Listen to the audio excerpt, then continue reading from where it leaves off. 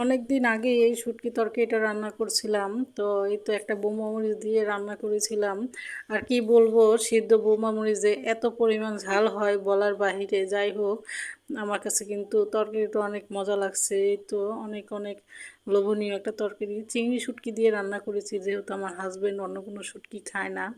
তো এই তরকারিটা অনেক কিন্তু মজা লাগে। তো যাই হোক, অল্প করেই রান্না করেছি, খুব একটা বেশি করে রান্না করি নাই, যেহেতু দুইজন খাবো, যাতে দুই বেলা খেলেই শেষ হয়ে যায়।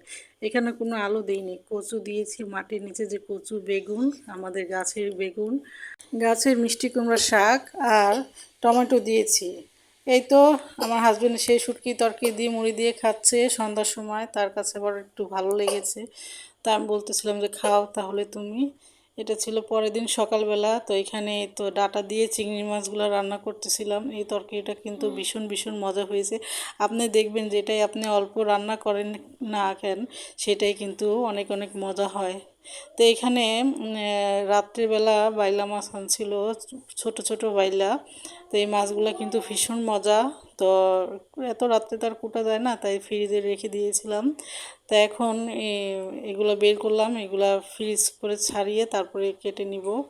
তো এই তো মাছগুলো কিন্তু ভীষণ সুন্দর তরতাজা, কিছু কিছু চাপিলা, তারপরে কাইক্কা, এরকম চিংড়ি, বাচ্চা চিংড়ি আছে। আর এখানে ছেলেকে খাবার দিলাম, দুপুর হয়ে গিয়েছে।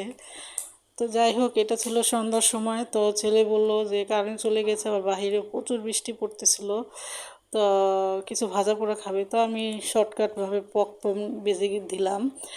তো এগুলাই ছিল ভুট্টার খই, ওগুলা পপকর্ন না।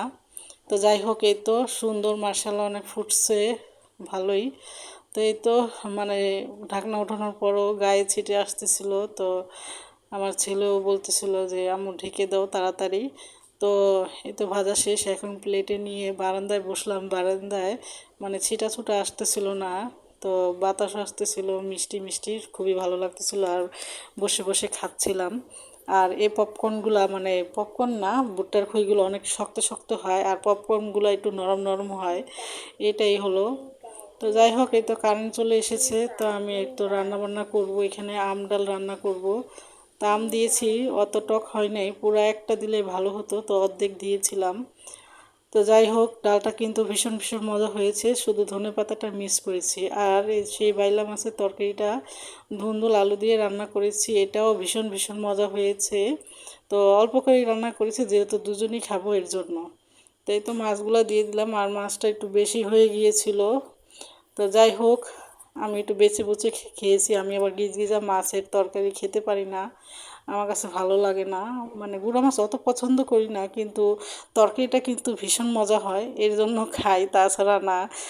তো সবাই ভালো থাকবেন, সুস্থ থাকবেন। আজ এই পর্যন্তই, আমার রান্না শেষ। আল্লাহ হাফেজ, সবাই ভালো থাকবেন, সবার জন্য অনেক অনেক দোয়া।